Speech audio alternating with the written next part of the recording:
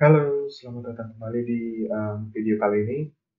Di video sebelumnya kita sudah belajar cara register ke VPS gitu ya. Nah, sekarang kita akan belajar cara membuat VPS gitu, VPS sederhana.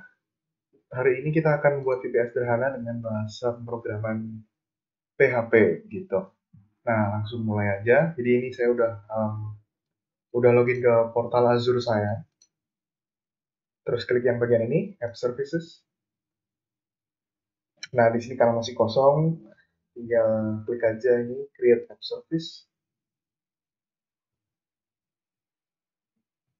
Oke. Nah, subscription-nya ini biarin aja, resource group-nya ini create new, gitu ya. Misalnya, hmm, belajar VPS, gitu ya. Habis itu web app name-nya ini bebas, terserah teman-teman. Saya kasih belajar VPS juga. Oke. Publish-nya sebagai Go, gitu ya. Terus kemudian ada runtime stack. Runtime stack ini tuh intinya adalah bahasa pemrograman yang mau dipakai teman-teman. Nah, kebetulan karena kita mau pakai PHP, ya jadi kita pilih runtime stack-nya PHP juga. Ada PHP 7.4 yang terbaru, pilihnya aja. Operating sistemnya, teman-teman bisa pilih Linux atau Windows. Nah, kalau saya biarin di Linux saja. Region-nya Australia Central, masalah terus App Service Plan ini ya. App Service Plan itu spek yang bisa dipilih sama teman-teman. Semakin bagus, speknya semakin mahal juga biayanya. Nah, kalau yang sekarang, biarin aja di basic B1 ini, biarin aja. Nggak usah di change size, masalah. Langsung masuk ke tab berikutnya, yaitu tab deployment, sorry. Deployment ini di disable secara default. Next aja langsung monitoring.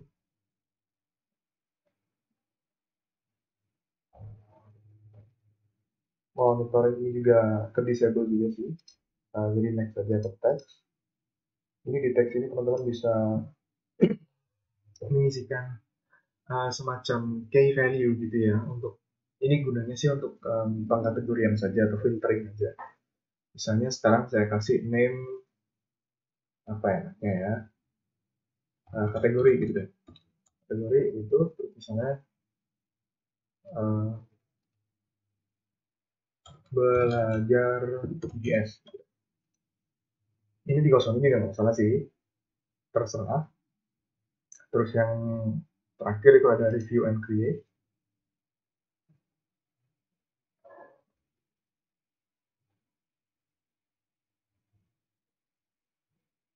Oke, kalau dari ini bisa teman-teman review lagi kok, biayanya sekian gitu ya.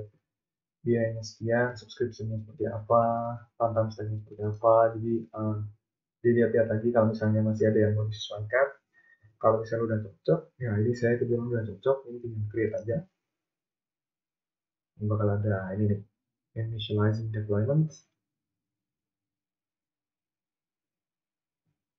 Ini ditunggu aja, nanti bakalan masuk ke proses selanjutnya.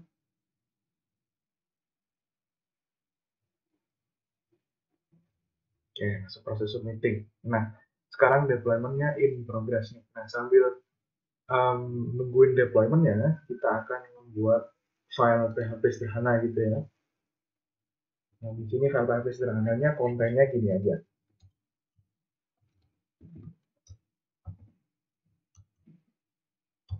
Misal yang pertama nih ada name, gitu ya, sama dengan name ini isikan namanya teman-teman. Ini nama saya, terus saya nama ini aja. Terus ada ini, karena name-nya teman-teman juga, ini pakai name pribadi teman-teman ya. Terus nanti pakai HTML. Nah, ini titel ini diganti ke misalnya belajar VPS dengan Azure. Maka, nah terus kemudian di body-nya ini bisa ngetik lagi H1 belajar VPS dengan Azure gitu ya. Terus pakai paragraph tag, di dalam paragraph tag kita akan mengeluarkan PHP ini. Oke. Nah, terus ini, terus yang kedua ada commit gitu deh. Nah, ini kalau udah tinggal teman-teman save aja ke foldernya mana-mana sih terserah. Tapi cuman kalau biar enak itu disimpan di tempat yang gampang diingat, gampang dilihat lagi. Misalnya ini itu ada, saya simpan di folder baru namanya itu Azure Simple PHP gitu ya. Nah, terus ini saya masukkan, saya namain jadi index gitu. Oke, nice. Nah, kalau sudah stepnya di sini, teman-teman tinggal, nah ini nih, oh iya masih belum diituin. Nah, ini harus di-trust dulu. Kalau kebetulan kalau teman-teman pakai Visual Studio Code di update yang baru ini ada ini restricted mode sama trusted mode. Ini harus diaktifin dulu trusted mode-nya. Oke, nah ganti lagi masuk sini, save folder. Oke, nice. Nah, terus kita akan masuk ke menu source control ini. Kita bisa pilih publish to GitHub. Yang ini terserah, bisa publish to public atau publish to private. Nah, cuman saya karena ini buat belajar aja, publish to public repository nggak salah. Masuk dulu aja, oke.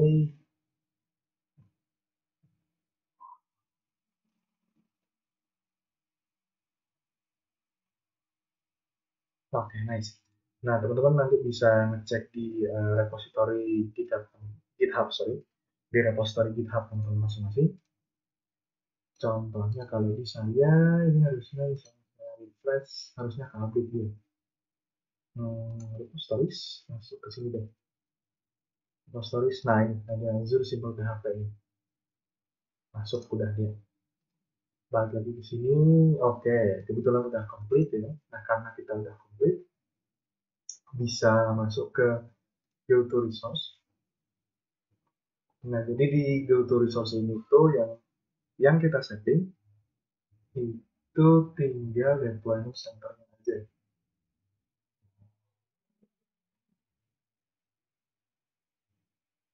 Nah, jadi di deployment center ini tuh nanti kita bisa memilih deployment center macam-macam ya.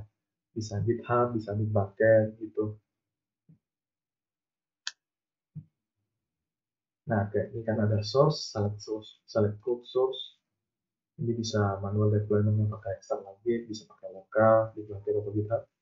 Karena saya tadi nyimpen ininya di GitHub, jadi saya pilih GitHub aja. Nah, terus ada ini, GitHub Authorize. Ya.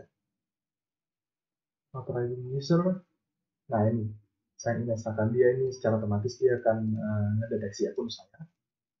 Organization-nya ini pilih organization yang dibikin teman-teman. Organization saya cuma satu, cuma ini aja. Repositorinya itu harus sama dengan repository yang di sini nih. Ini kan saya pakai repository Azure Simple PHP gitu ya. Dan di sini saya ngetiknya juga Azure Simple PHP. Terus branch-nya ini yang master. Nah, tuh. Habis itu preview file ini tuh namanya adalah file untuk deployment workflow gitu ya. Jadinya nanti itu setiap kali, dengan adanya deployment workflow ini, setiap kali teman-teman ada perubahan gitu ya, teman-teman kan akan melakukan commit gitu ya. Di sini misalnya ngoding gitu kan, terus commit gitu kan. Nah, terus di push tuh commitnya tuh.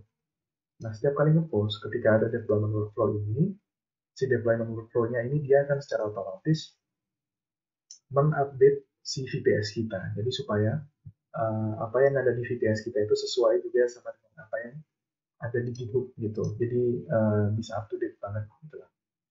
Nah, ini di close aja. Ini buat review aja sih. Kalau misalnya teman-teman mau baca-baca, ini di close aja. Terus di save nih.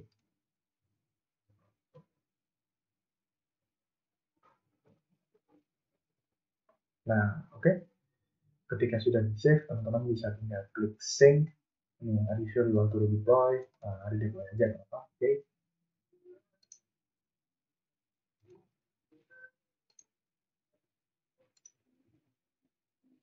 Nah, ini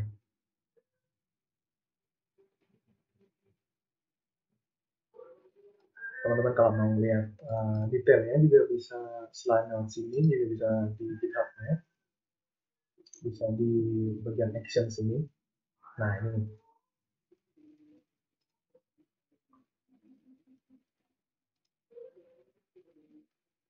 Teman bisa lihat detailnya.